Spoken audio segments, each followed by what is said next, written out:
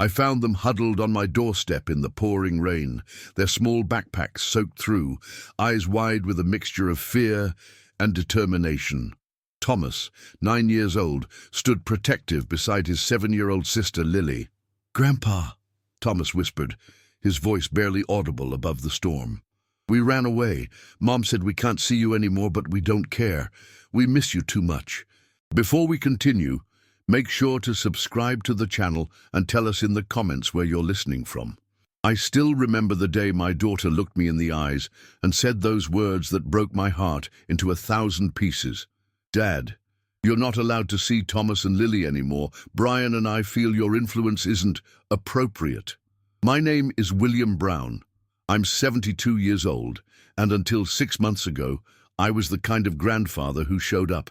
The kind who knew his grandchildren's favorite breakfast cereals, who could recite their bedtime stories from memory, who taught them how to throw a baseball with just the right spin. I was the emergency contact at their school. I was the one who picked them up every Wednesday and Friday, like clockwork. After my wife Margaret died 15 years ago, being there for my daughter Melissa became my entire purpose. And when the grandkids came along, well, they were like the universe giving me a second chance at joy. I helped raise them from infancy, changing diapers, walking floors at 3 a.m. when they had colic, teaching them to tie shoelaces and count to 20. We had routines, traditions. Saturday mornings meant pancakes shaped like animals. Spring meant planting our vegetable garden together. I taught Thomas chess. I braided Lily's hair the way Margaret once showed me. We had a special handshake just between us that ended with both kids giggling every single time. I'm not a wealthy man. I worked 40 years as a high school English teacher. My house is modest, a small 3-bedroom ranch I bought in the 70s. But it was always filled with laughter when the kids visited. The backyard has that old oak tree where we built a treehouse together, board by board, over one magical summer. Melissa used to appreciate all this. She'd drop the kids off with a grateful smile, sometimes staying for coffee herself. "Dad," she'd say, "I don't know what I'd do without you." Then she met Brian Thompson at some charity event. He was everything I wasn't: polished, ambitious, connected. He wore tailored suits and had opinions about wine. He came from money and moved in circles where last names mattered. And somehow, as Melissa fell in love with him, she began seeing me through his eyes. It started with small comments. "Dad, maybe don't let the kids get so dirty next time." Or, "We're trying to limit screen time even for educational games." Then more pointed criticisms. Thomas came home saying the strangest things about politics. "Have you been talking to him about that?" The truth was, I'd answered my grandson's innocent question about why people seemed angry on TV. I'd tried to explain that grown-ups sometimes disagree about how to solve problems. That was it. But apparently that was enough. After Melissa and Brian married, the visits became less frequent. Brian would stand in my doorway checking his watch, making it clear that my time with the children was a courtesy, not a right. He'd inspect Thomas's clothes for stains or Lily's hair for tangles, as if looking for evidence of my inadequacy. I started noticing other changes too. The children arrived with expensive tablets instead of the books they used to bring. They talked about private tennis lessons instead of playing catch in the yard. They mentioned country clubs and play dates with the children of Brian's colleagues. "Grandpa," Thomas asked me once, "why is your TV so small?" It was the same TV we'd watched Saturday morning cartoons on for years, but suddenly it was insufficient. I laughed it off, but something in me ached. The breaking point came on a Thursday evening in April. I'd taken the kids to the park after school. Thomas skinned his knee playing tag. Nothing serious, a small scrape that needed a band-aid and a kiss to make it better. I cleaned it carefully, the way I'd done 100 times before. When Melissa picked them up, Thomas proudly showed her his battle wound. Her face changed instantly. "Dad, why didn't you call me? He could need a tetanus shot. The playground equipment is filthy." "It's just a scrape, Mel," I said, confused by her reaction. "Kids get them all the time." "That's not for you to decide," she snapped. Then quieter but somehow more intense. You can't keep treating them like you did me, Dad. Times have changed. There are proper ways to handle these things now. Proper ways, I repeated, feeling something cold settle in my chest. Brian stepped forward then, his hand on Melissa's shoulder in a gesture that seemed both supportive and possessive. William, we've been meaning to talk to you about boundaries. The children need consistency, and your old-fashioned methods are creating confusion. Old-fashioned methods, I echoed, not quite believing what I was hearing. The way you let them run wild, Melissa explained, her voice taking on that professional tone she used with her therapy clients. The junk food, the stories about Mom that make them emotional. Thomas came home talking about death after you told him about how she passed. It was true. Thomas had asked about the photo of Margaret on my mantel, and I'd explained that his grandmother was watching over him from heaven. It seemed kinder than silence. They're just kids, I said. They're supposed to play and get dirty and ask questions. That's how they learn. They learn in structured environments with qualified supervision, Brian replied, not by running amok with outdated concepts. I looked at my grandchildren, who were listening wide-eyed to this adult conversation. Lily clutched her favorite stuffed bear, the one Margaret had sewn that lived at my house. Thomas stood straighter, like he was trying to be grown up. What exactly are you saying? I asked, though part of me already knew. Melissa took a deep breath. Dad, we think it's best if the children don't visit for a while, until we can establish some ground rules about your involvement. The words hit me like a physical blow. You're cutting me off from them? We're creating healthy boundaries, she corrected, as if the terminology somehow made it less cruel. When you're willing to respect our parenting decisions and modernize your approach, we can revisit. I looked at Thomas and Lily, who seemed confused and scared. Can I at least say goodbye? Melissa hesitated, then nodded.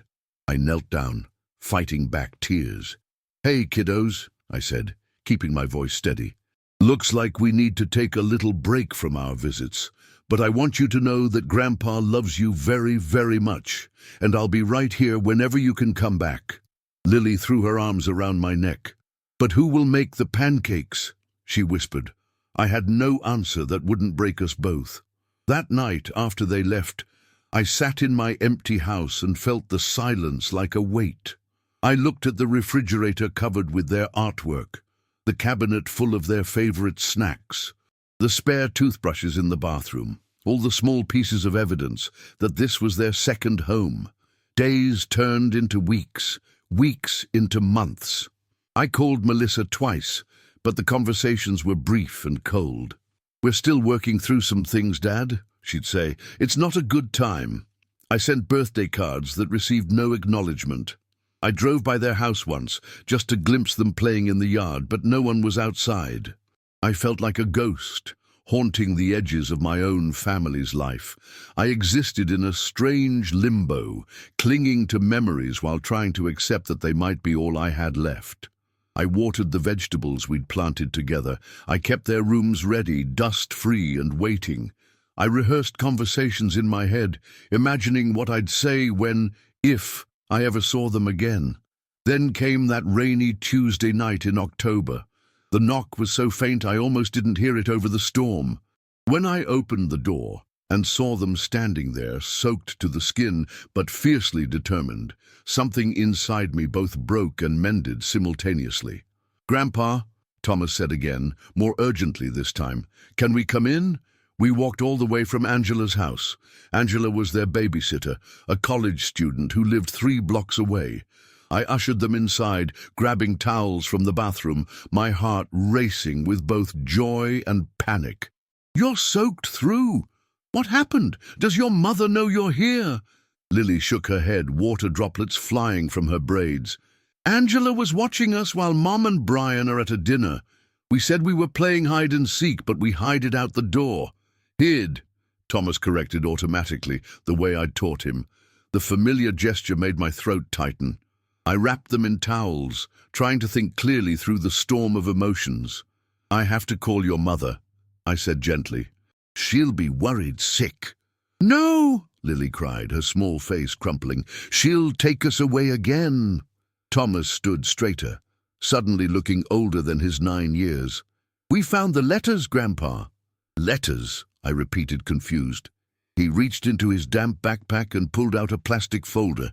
Inside were the birthday cards I'd sent, unopened. The Christmas card with the gift certificates that had never been acknowledged. The handwritten note I'd sent to Melissa, pleading to see the children, if only for an hour. "They were in Mum's desk drawer," Thomas explained. "We were looking for tape to fix Lily's book, and we found them. She never gave them to us." My hand trembled as I touched the cards, seeing my own handwriting, the careful way I'd addressed each envelope. "We miss you," Lily said simply. "It's not fair." I sat down heavily on the couch, and they climbed up beside me, one on each side like they used to.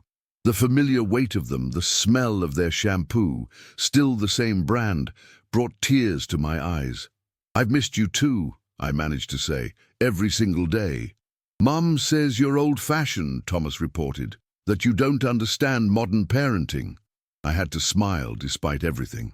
"I suppose I am a bit old-fashioned, but that doesn't mean I don't love you properly." "Brian says we need structure and boundaries," Lily added, mimicking her stepfather's pompous tone with surprising accuracy. "Well," I said carefully, "parents have to make decisions they think are best, even when other people don't agree with those decisions." "But it's not fair," Thomas insisted. "You're our grandpa, your family." Family. The word echoed in my heart, both beautiful and painful. I looked at their earnest faces and knew I had to do the right thing, however much it hurt.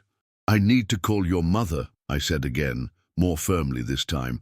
"Running away isn't the answer, even when we're sad or angry." Their faces fell, but Thomas nodded reluctantly. He was always the responsible one, even as a toddler. I reached for my phone, steeling myself from Melissa's anger when it rang in my hand. Her name flashed on the screen. "Hello?" I answered, my voice steadier than I felt. "Dad?" Melissa sounded frantic. "Are Thomas and Lily with you? Angela just called. They're missing. We're on our way home now." "They're here," I confirmed. "They're safe. They're dry and warm." I heard her sharp intake of breath, then muffled words as she relayed the information to someone else. Brian, I assumed. "Put them on the phone," she demanded. I handed the phone to Thomas. "It's your mom," I said quietly. His conversation was brief, consisting mostly of "yes, Mom," and "I know, Mom." And finally, "But we found the letters. Why didn't you give us Grandpa's cards?" There was a long silence as he listened, his young face growing increasingly troubled. Finally, he handed the phone back to me. "She wants to talk to you," he said, his voice small. I braced myself. "Melissa." "We're coming to get them," she said, her voice tight with controlled anger. "How dare you encourage this, Dad? Do you have any idea how terrified we were?" "I didn't encourage anything," I replied calmly. "They showed up on my doorstep in the rain, and they found your drawer of unopened cards." The silence that followed told me I'd hit a nerve. "That's none of their business," she finally said, "or yours." "Maybe not," I agreed, "but hiding my letters doesn't change the fact that I love them, and that they love me." "We'll be there in 20 minutes, she said, ignoring my comment. "Have them ready to go." The line went dead. I looked at my grandchildren, their hopeful faces, and felt a strange calm settle over me. I'd been so afraid of losing them that I'd accepted being pushed aside, but seeing them here, seeing their determination to maintain our connection, gave me courage I hadn't felt in months. "Your mom and Brian are coming to pick you up," I told them gently. Lily's eyes filled with tears. "But we just got here." "I know, sweetheart, but running away isn't right, even for a good reason." I looked at them both seriously. "You gave your mom and Brian a terrible scare. That's not okay." Thomas nodded, accepting the reprimand. "Are you mad at us?" I smiled, touching his cheek. "I could never be mad at you for wanting to see me. But there are better ways to solve problems." "Like what?" Lily asked. I thought for a moment. "Like talking honestly about how we feel. like standing up for what's important. We spent the next 15 minutes having hot chocolate and talking. I listened as they told me about school, about their new activities, about the changes in their lives. I soaked up every detail like a man dying of thirst. All too soon, headlights swept across my living room window. The doorbell rang with an impatient energy I recognized immediately. I opened the door to find Melissa and Brian standing there, both still in formal attire from their dinner. Melissa pushed past me without a word, rushing to gather the children into a fierce hug. "Don't you ever do that again," she was saying, her voice breaking. "Do you understand me? Anything could have happened to you." Brian stood in the doorway, his expression cold as he surveyed my home. "This is completely unacceptable," he said quietly, but with unmistakable threat in his tone. I met his gaze steadily. "I agree. Keeping children from their grandfather is unacceptable." His eyes narrowed. "That's not what I meant, and you know it." "I know exactly what you meant," I replied, "but I'm done pretending that cutting me out of their lives is in anyone's best interest." Melissa stood up, keeping the children close to her. "Dad, this isn't the time." "When is the time, Melissa?" I asked. "When they're too old to remember me, when I'm gone." Thomas stepped forward suddenly. "Mom, we want to see Grandpa. You can't stop us." The room fell silent. Even Brian seemed taken aback by the child's directness. Melissa knelt down to Thomas's level. "Honey, it's complicated. Grown-up things—" "It's not complicated," Lily interrupted, her small voice surprisingly firm. "We love Grandpa. He loves us. That's simple. Out of the mouths of babes, as they say." I watched Melissa's face as she absorbed her daughter's words, saw something flicker behind her professional mask. "We should discuss this at home," Brian interjected, glancing at his watch. "It's late, and the children have school tomorrow." Melissa nodded, standing up. "Get your backpacks, kids." They obeyed reluctantly, casting longing glances at me. I smiled encouragingly, though my heart was breaking all over again. As they prepared to leave, I made a decision. "Melissa," I said quietly, "I'd like to speak with you. Alone." She hesitated, then nodded. "Brian, can you take the kids to the car? I'll be right there." He looked like he wanted to object, but finally nodded curtly and ushered the children outside. Thomas looked back over his shoulder, giving me our special handshake sign with his small hand. I returned it, fighting tears. When the door closed behind them, Melissa turned to me, arms crossed defensively. "Dad, I know you're upset." "I'm not upset," I interrupted. "I'm heartbroken, and I want to understand why you've decided I'm not good enough to be in their lives anymore." She sighed, a sound so weary it aged her. "It's not that simple." "Then explain it to me," I said. "Because from where I stand, it looks like you've chosen your husband's approval over your children's happiness." Her head snapped up, eyes flashing. "That's not fair." "None of this is fair," I agreed. "Not to me, and certainly not to Thomas and Lily." "You don't understand," she began. "Then help me understand," I pleaded, "because the Melissa I raised would never be cruel without reason." Something in her expression shifted, softened. "Brian thinks, he believes children need consistency, structure, that your way of doing things undermines our authority." "And what do you think?" I asked gently. She looked away. "I think parenting is hard enough without conflicting messages." "Is that really it?" I pressed.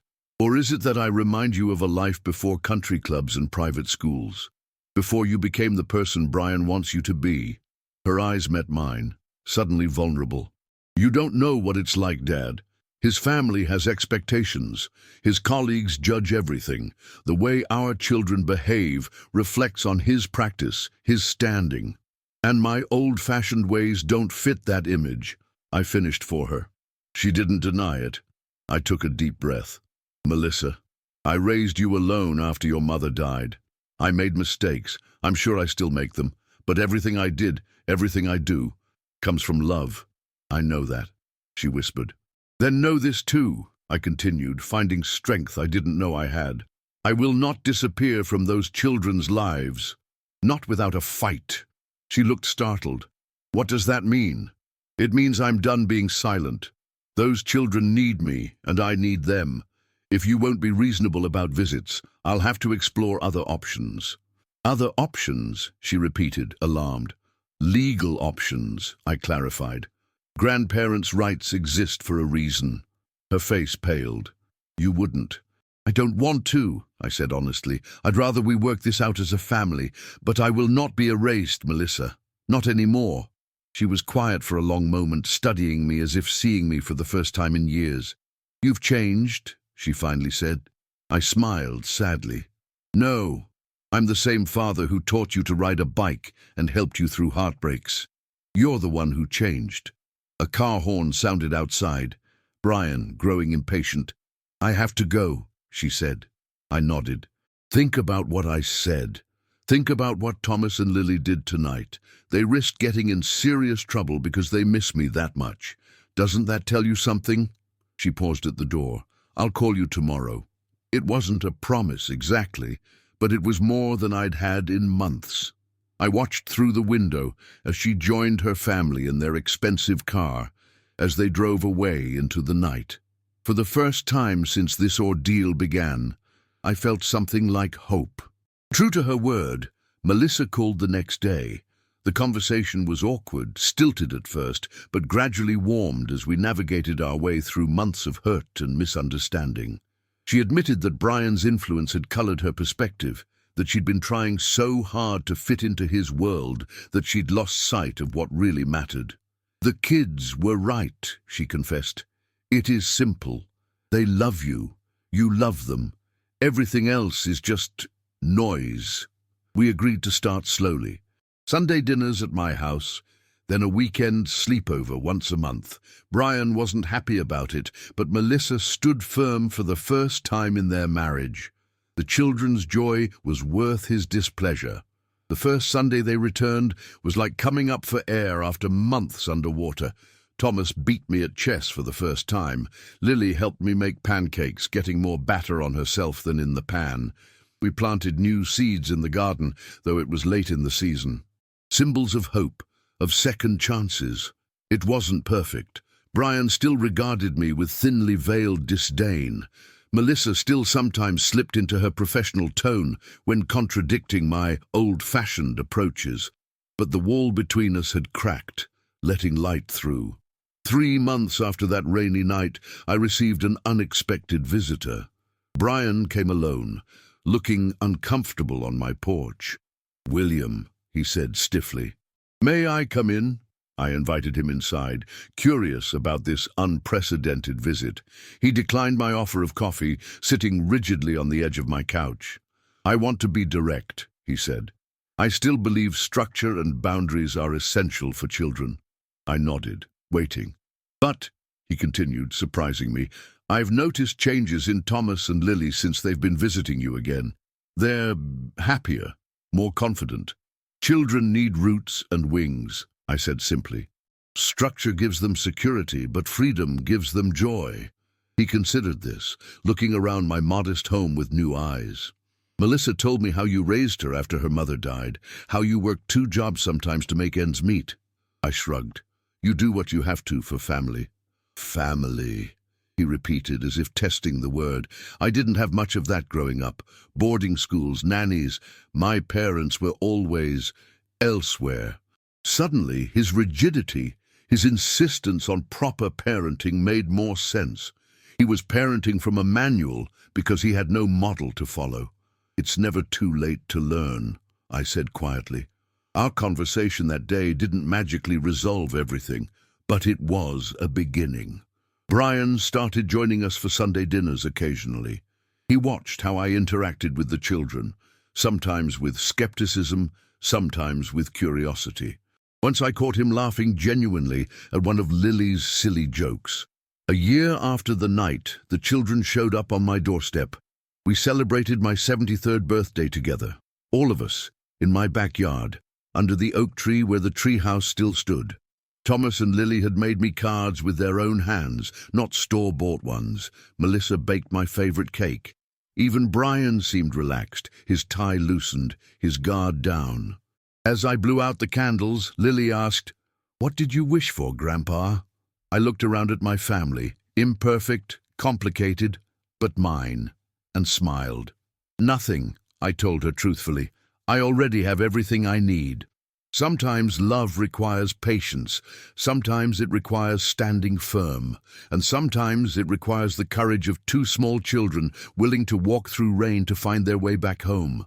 If you enjoyed this story, please like the video, subscribe to the channel, and share your thoughts in the comments.